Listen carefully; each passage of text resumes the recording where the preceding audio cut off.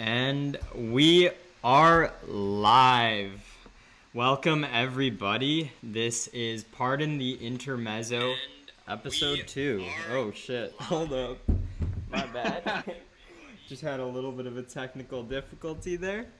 My name is Aakaash Meduri, National Master from Chicago, and I am joined by National Master Potser Play, a.k.a. Michael Auger. Do you prefer to go by Potser Play or Michael on this show? I think I'm partial to Potser Play. Mm-hmm. In the spirit of NBL. Yes, and I think I prefer going by acashmoney in this. Always. Yes, pretty much always. Just call me Aakaash. Like, my Twitch username is Aakaash, but you guys can all call me Aakaash. And Lord Poseidon, what's up? I see you are joining us. Thank you so much for joining us. I'm sure we'll get a couple more people filtering in into the chat. But, Mike, do you want to just give a quick rundown on Pardon the Intermezzo? I know we did kind of a dry run for the first episode. Yeah. So we're back with the episode 2 with the name change from PTI to Pardon the Intermezzo. Thank you, JJ Lang. What we're going to be doing here is walking through some commentary on the last week in the National Blitz League. We're going to walk down the list of topics on the right side of the screen here. We get 3 minutes each, or 3 minutes for each topic, and we're going to try and run through everything by the end of this. So yeah, and you guys can see on the right hand portion of your screen a little timer at the top. That's a 3-minute timer, so each of these topics goes through for 3 minutes. We get to riff on that.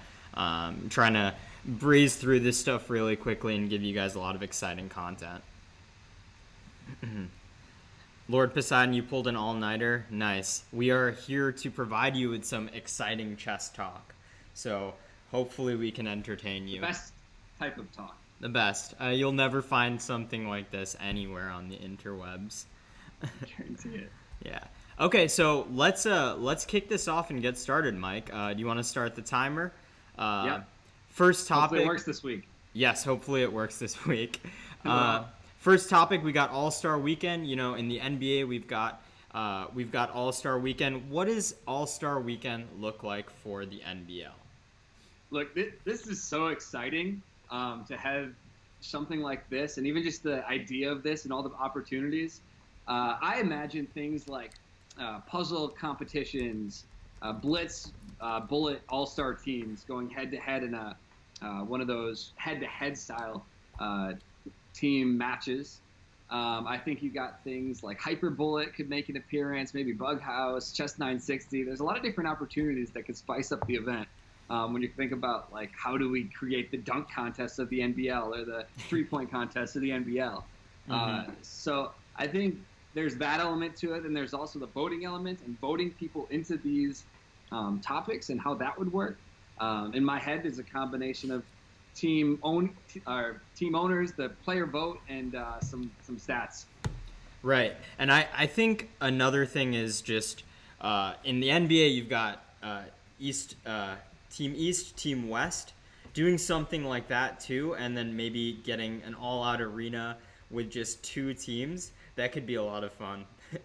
Dude, East and West conferences, like, that would be sick. I think that's something that should be added to NBL, in my opinion, if we get enough teams. Yeah, we'd have to create, like, new Lee chess teams for, like, NBL East, NBL West.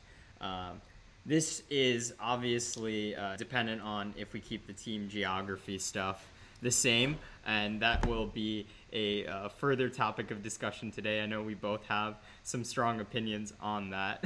A heated topic coming up. A heated topic. Where's the fire emotes in the chat, folks? We need some fire emojis. Yeah. Yeah. So, go ahead. Go ahead. I was just gonna say it would be so sick if we can actually get this All-Star Weekend thing going. I know Nathan Kelly's a huge hype man. I could see him hyping this up huge. I know the NBL team's busy, so we're happy to help with whatever. Nice fire emojis. Power up. Happy to help with absolutely anything to make that happen, because I think that would be sick. Yeah, and I think your idea of, you know, introducing some of the variants would be really fun too. Obviously, with All-Star Weekend, there isn't really too much at stake other than pride and some pretty fancy trophies. But to be able to say, hey, I am the NBL champion of Crazy House or something like that. That's bragging rights. Dude, and even just like for players to say they made the All-Star team, like that's something that goes on their NBL resume, right? For the rest of the time to say they were a X-time All-Star.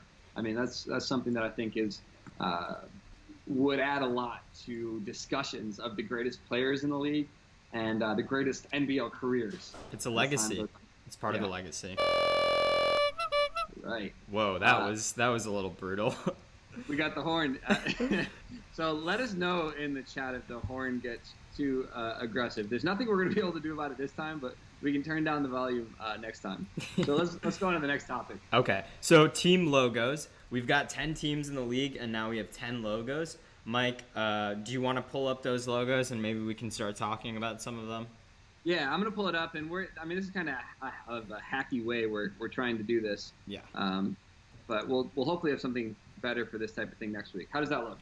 I can see it. Sick. All right. So I'll start with my opinions on the logos. First off, I think they're all straight fire. I mean, many opportunities for the fire emoji this season. Nathan Kelly, or I don't know who exactly was in charge of the design, but Nathan Kelly is the one that has displayed them and shown them off to us. But these are fire. I'm actually absolutely pumped about all of these. And in my creating of a website for stats and stuff, I'm excited to use these as a part of it.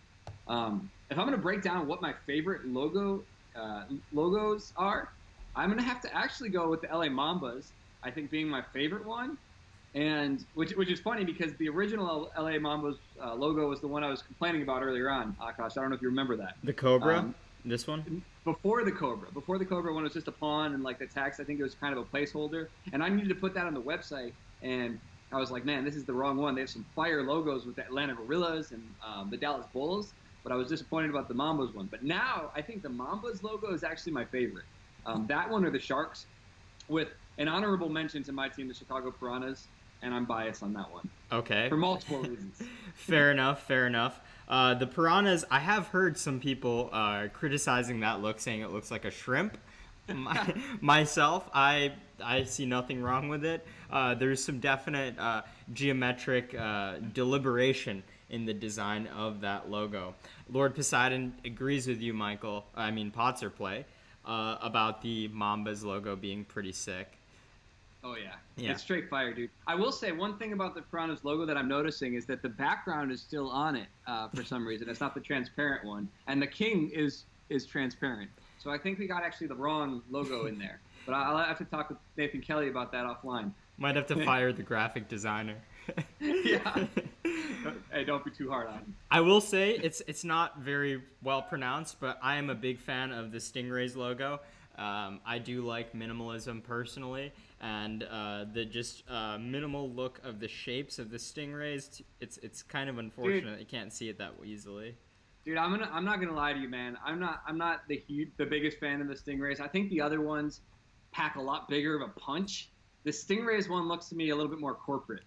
Okay, fair enough. It just doesn't give me the same vibe as like the Mambas or the Sharks.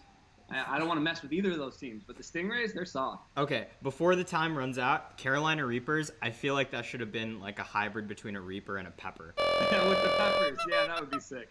I agree. Dude, I also like that logo too. Yeah, dude, this sound is killing both my ears and Lord Poseidon's ears. Yeah, we're gonna have to turn down the volume on that. Theoretically, you could mute your yes the window, but. I can mute it, so you might be muted right before the timer runs out. Okay, so going on to the next one, teams and their cities. Mike, you want to start the? Yeah, we'll kick off the next topic. Yeah. Okay. So. Oh yeah, cool. Teams and their cities. So this is something that you and I have discussed in the past. We had the National Chess League. Back when we were in college. Actually, you had just graduated. But the discussion of having teams based off of cities versus just having generic names. And for myself, as the captain of the San Francisco Stingrays, I think it's a little bit confusing that we are representing San Francisco when nobody on our team lives in San Francisco. Nobody on our team has ties to San Francisco.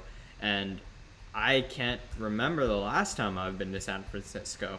I think that personally the teams should be kind of more based off of like esports.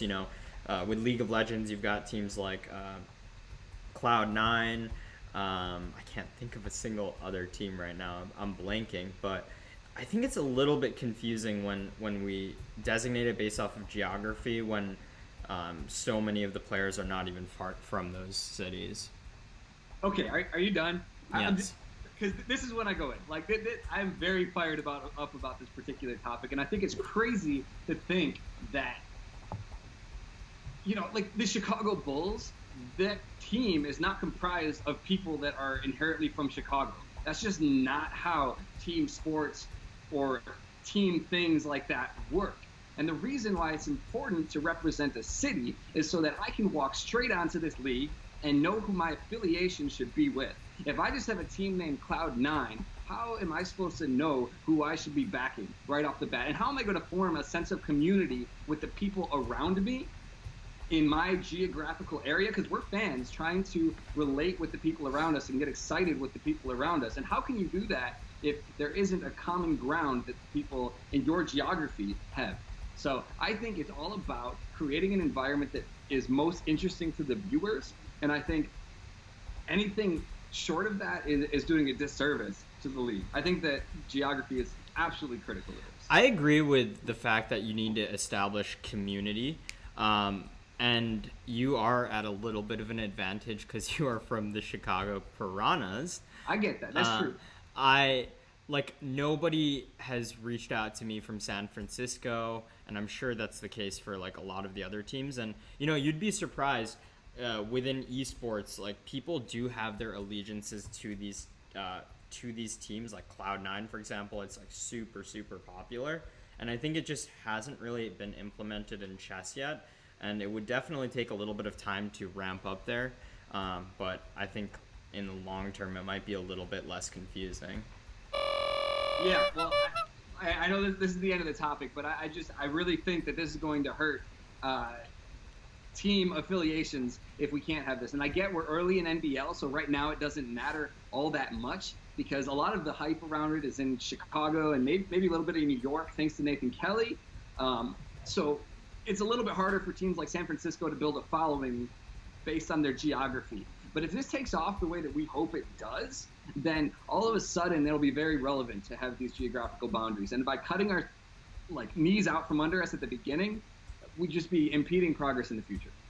So yeah, we'll move on to the next topic. But chat, why don't you share your thoughts on that? I think that's a very interesting debate. And everyone tell Aakaash how he's wrong. Hey, the chat seems to be on my side right now. I'm not reading the chat. Okay, so moving on to the next topic, instant replay. I know you guys probably aren't used to seeing instant replay in chess, but we are about to show you this. Aakaash, while you're doing that, can you share your screen again so I can get a pulse on the commentary? Yes, I can. 1 second. Yep. Oh, wait. I didn't do it. Okay.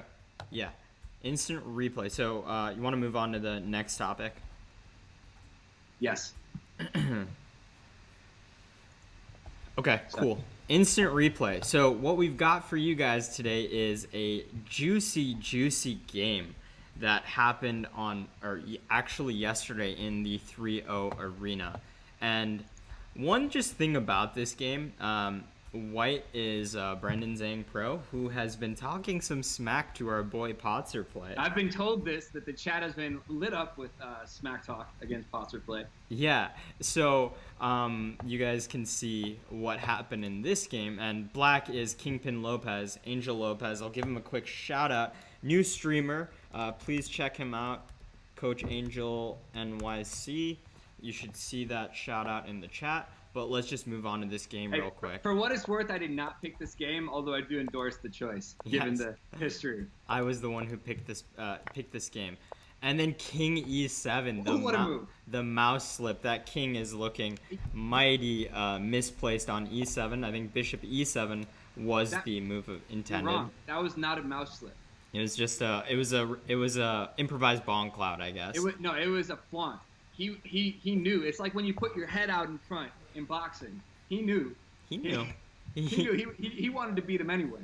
Yeah, You've been seeing that talk in the chat. Yeah, that's true. And let's see. D takes e6, bishop takes e6. Let's see what happens. e4 grabbing the center, c6, bishop g5, h6 takes.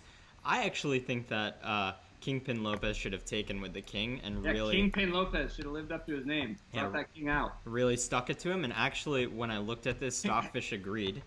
Ooh, hit him with it. Yeah. So, but g takes f6, knight f3, king e8. And now, it looks like white's doing everything fine. But the problem is when your opponent plays king e7. Even castle. Oh man. Yeah, he can't castle. When your opponent plays king e7 on move 1 or move 4, you got to really play a little bit more aggressively. And white is just taking this too easily. And let's just see what happens. Queen d4. You hate watching it disappear from your hands. Like I even feel bad for white here as this game. I guess it hasn't disappeared yet, but. No, it hasn't disappeared yet, but bishop takes a3. The tactic. Bishop takes a3. Of course, b takes a3, queen takes c3, winning the pawn for black. You got to think that even though Brendan Zhang's position is it's still very good. I mean, confidence has to be slipping. If it's free, it's me. If it's free, it's me, and that is what Kingpin Lopez says with the skewer on the queen and the rook. There's a check there. Oh, queen g5. Hit him with it. Queen g5, knight f5. We're going to hear the timer very soon. I'm going to mute you just so as we finish this. Queen f3 takes.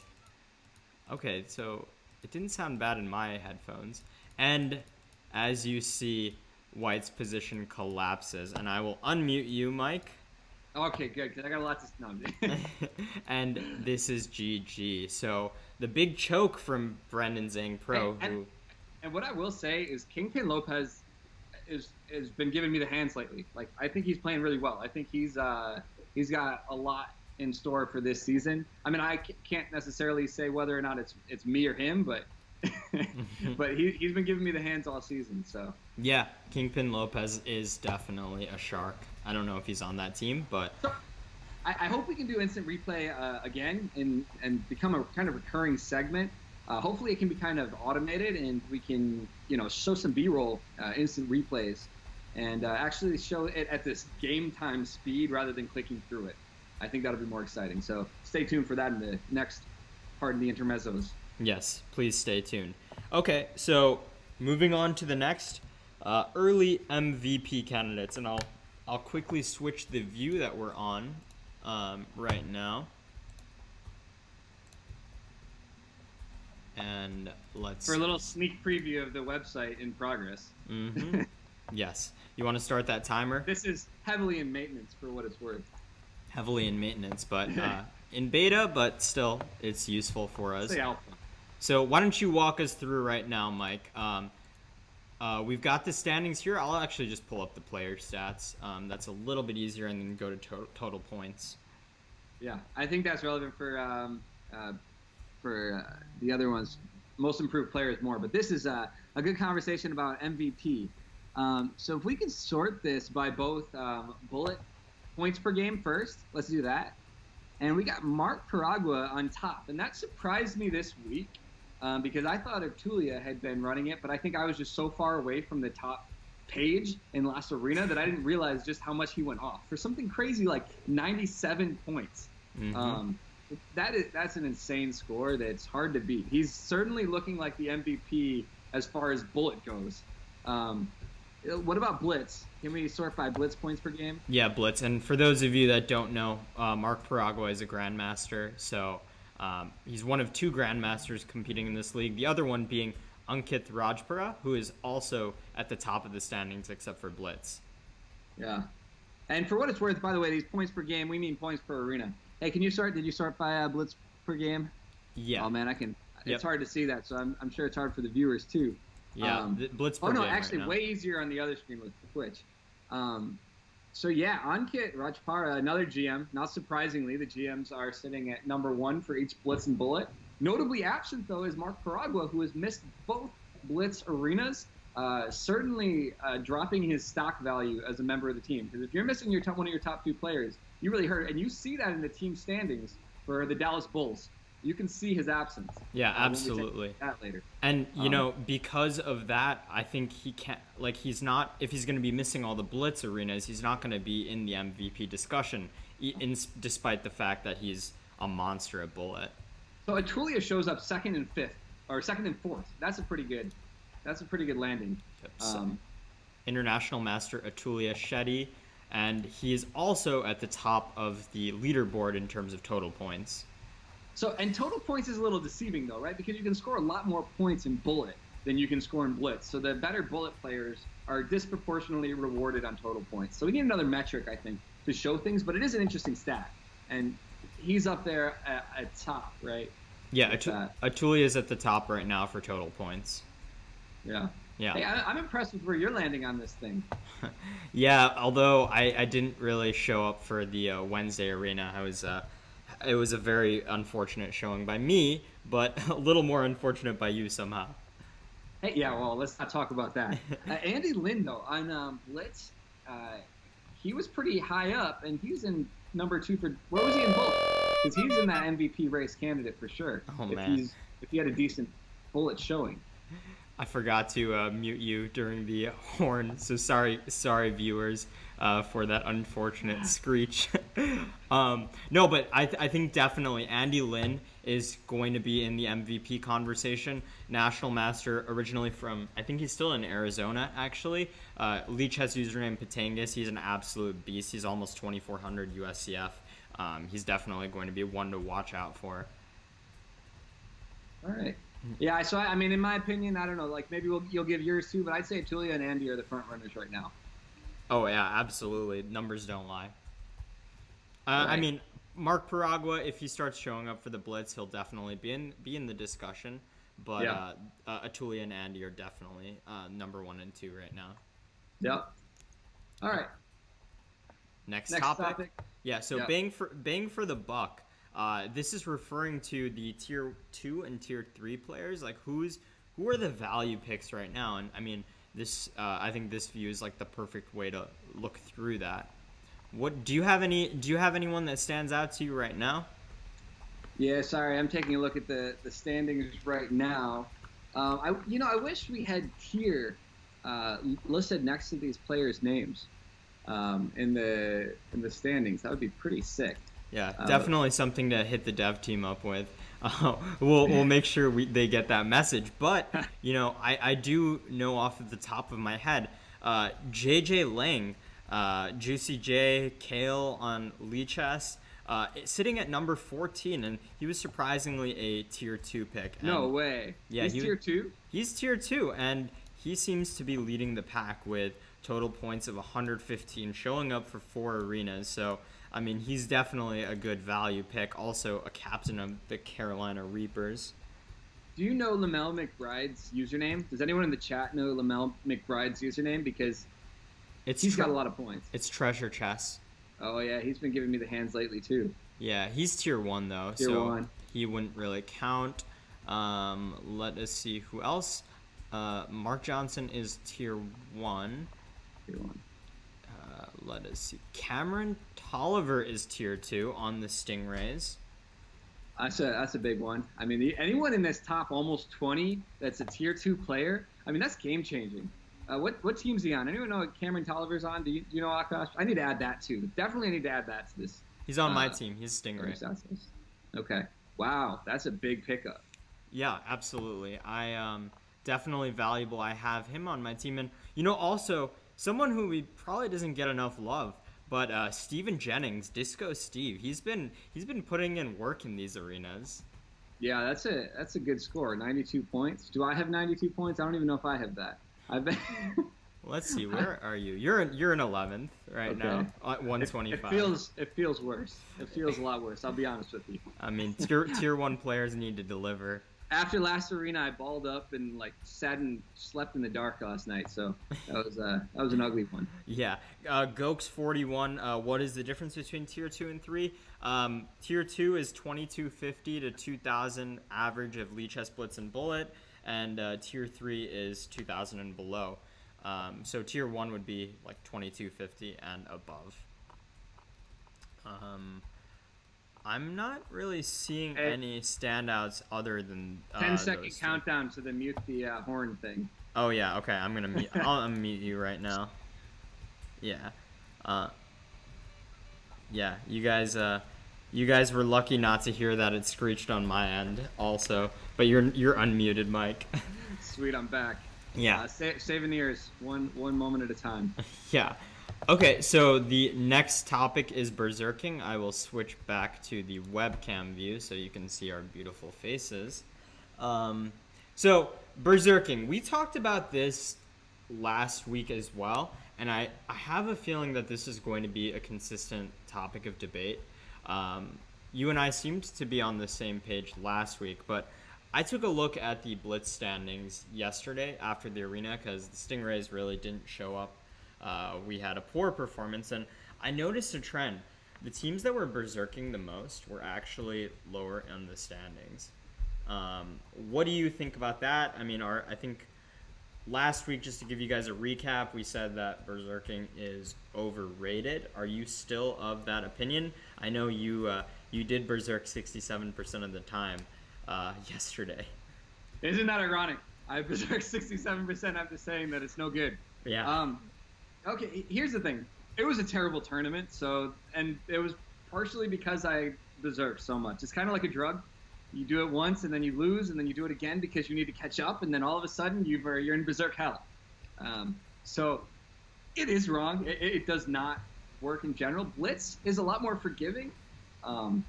If you're playing well, it can be a tool that it works in your benefit. But if you're not, it can really hurt you. So I guess I wouldn't.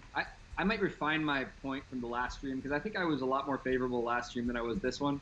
I don't know if it's because I suck more now or because it's actually just not that great of a strategy. But I remember I had this realization last season around berserking that it's, there's very few circumstances where it is EV positive. Yeah, and I mean it really kills your flow when you berserk and then you wait like the 20 seconds or 15 seconds and your opponent doesn't berserk back. And it's like, if you're on a streak and you could get 4 points without berserking, but you have your time and you could potentially get 5, I think typically that's not really going to work. It might be a little bit better value if you are at the end of a streak and you start from scratch, and then it's the difference between 2 and 3 points. But like, I don't know, for the most part it just doesn't work. In the Bullet Arena, I did pretty well on Monday, but I only berserked the first 2 games. I berserked the first 2 games just seeing if my opponents would berserk back. Of course they did not, and then I just kind of started winning my games. So it's the worst when they don't berserk back, and I'm guilty of it too. I will stare someone down for the full 15 seconds after they berserk me and just just make them play with half the time. So. Yeah. I mean, like, when you don't do it, it really says something. I'm gonna mute you real quick so they don't get the bike horn. Yeah, prepare for my eardrums to get wrecked. Oh, that was actually not that bad. It didn't screech this time. I really don't know what that is. I will say it's not bad in my headphones, so I think it is headphone dependent. It's headphone dependent, but also I think it has to do with how Streamlabs deals with it. C Herrera, fast swimmer. C Herrera 96. What's up? Weak Fish Fast Swimmer. How you doing today? I agree with Lord Poseidon too. That's true. Very true. I mean, it is very mood dependent. Okay, next topic. We got player contracts. Mike, I know you have been working on this in kind of the background. What do you want to tell us? I think the work that you've been doing here is like really exciting. It could be potentially revolutionary for the league. Just give us the rundown on what you're thinking. Okay, so I'm afraid to drop too much here because I've only begun the thinking it out process, and I don't want people to immediately dismiss this idea. So I am hesitant to give up too much. But I put together a few-page proposal that I'm about to send to League Brass and get their initial take on it for having player contracts in the NBL.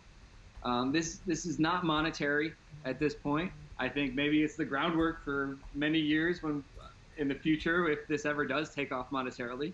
But it's not monetary, and it's a system that would replace the rating tier requirements that were introduced this season. And I think it does it by adding it adds a more strategic element to team management.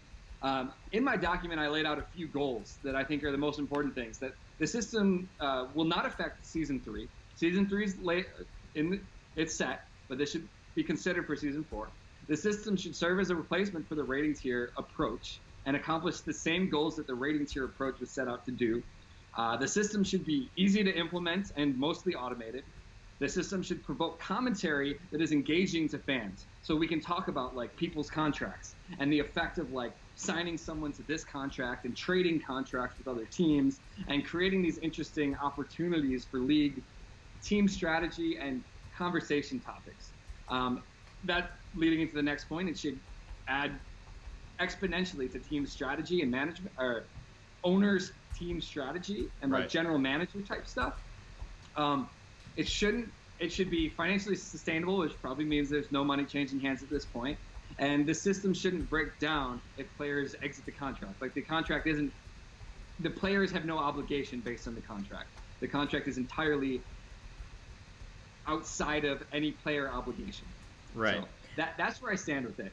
And those are the goals that I'm hoping to solve with these contracts. Yeah, and just to kind of piggyback off of you, in Season 2 and I guess even this season, there have been a couple of voices of concern over some of the teams adding different players based off of these tiered rating categories. And, full disclosure, these were all agreed upon by all of the team captains. So it's not like someone is, going behind everyone's back. And I think that this player contract system provides an opportunity to be a little bit more, equitable from a team perspective, just as a whole, and gives teams a more balanced approach, like levels the playing field. And I do completely agree with you from a team captain's perspective. I'm super excited to show my strategic muscles when picking up players. Yeah, so stay tuned. Hopefully we can talk about this a little bit more after we've had some conversation with the League Brass and see where they stand on it. But let us know your thoughts on player contracts and ideas, and we can take that into consideration while we're creating this proposal. Yes, absolutely. And we are on the next topic, but I see we've got a few more people in the chat. I'm just going to give a quick shout out to the National Blitz League. It's the league that we're talking about right now, NBL. You guys can see in the chat that their Twitch page is over there, so give them a follow. Also, if you want to learn more about the league, go to nblchess.com. The teams are currently filled, but the teams are constantly looking for potential replacements. So if you are interested, please join. There's also every Sunday a weekly Rumble that is open to all players. So that's a great way to get on the radar of the team captains if you are potentially interested in competing in the league. Sick. So our last topic isn't much of a topic as far as just hitting us up with your questions. We would be happy to answer some. We thought that would be a cool segment to end the stream. Yes, please. Guys, any questions that you have, league drama, league clarifications, anything that you have, this is going to be a quick fire thing. So let us know what you're interested in discussing. Things you'd like us to talk about, MVP candidates, areas you disagree. How great the stream format and the stream layout looks right now. I saw people were showing some love for that. Okay, C. Herrera 96. How long has NBL been a thing? This is the first time I've heard of this. So National Blitz League started, this is season 3 right now. It was started originally by players from Chicago, Nathan Kelly, Daniel Jones, Louis Green. They are the masterminds behind this. And the season 1 was a individual arena thing. Season 2 was a team format, although Lichess hadn't released the feature for team arenas yet. I believe Nathan Kelly was instrumental in having them implement that feature, and now season 3, which is going to last 12 weeks, by the way, is it's just kind of the first time we're implementing these actual team arenas. So you sign up for a team and you compete with your team. So it is really exciting.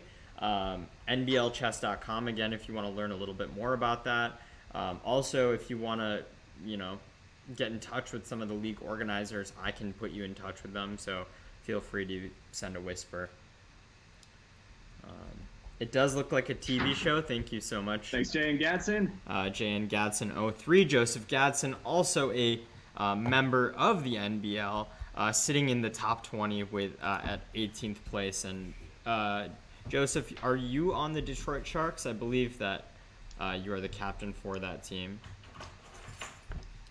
I love the idea of recap post or tournament analysis streams. I want to make this technology available to everyone in the league so that we can do some really cool stuff like that. I back in the day when we ran the NCL before, a long time ago, we had ideas of even showing players' faces during the games, and things like that could be pretty sick too. Those that volunteer, at least. Oh yeah, absolutely, and maybe for that recap, do you think that would be something that occurs right after every arena, or just kind of later? Oh, by the way, I'm gonna mute you real quick, and okay, dope. So yeah, you're unmuted right now, but what do you think that post arena recap would look like? There's another question too about what we think we could improve a part of it. I think that the player contracts, while we wait for the response to your question, the player contracts would be huge. I think that would be super exciting.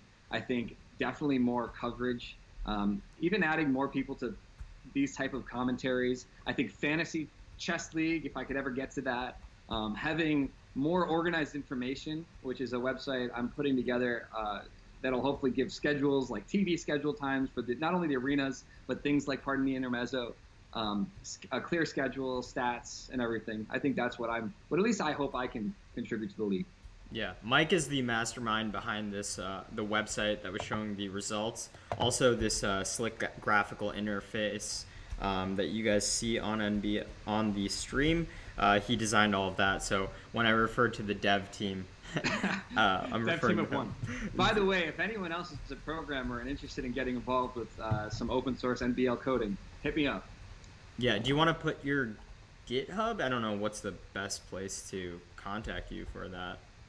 Yeah, I guess probably Facebook, but I can put a link to the repo.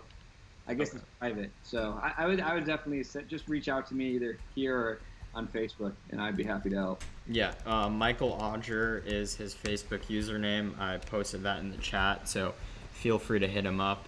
He's doing a lot of cool stuff. Alternatively, I also have a product backlog where I collect ideas of things that we can do to improve NBL and add on. So if you're interested in getting involved with the product side of it and you have cool ideas, I can also spread that link out eventually if people are interested. Yes. Let's see. Right after each arena, maybe you can get players from key games to talk about their thought process. Yeah, that's a great idea. It's kind of like in the NBA where after the game, people just interview usually the stars or the people that were really putting in a lot of work during the game. So I think that's a great idea. Maybe that is something that we could do. We'll keep that in mind. I'll make sure to make note of that. And then something like that recaps things that happen daily could help casual viewers to get more interested. Yeah, I absolutely think so. And probably this video will be the first one that will be posted to YouTube. So hopefully we can start circulating that, get more people excited about this league.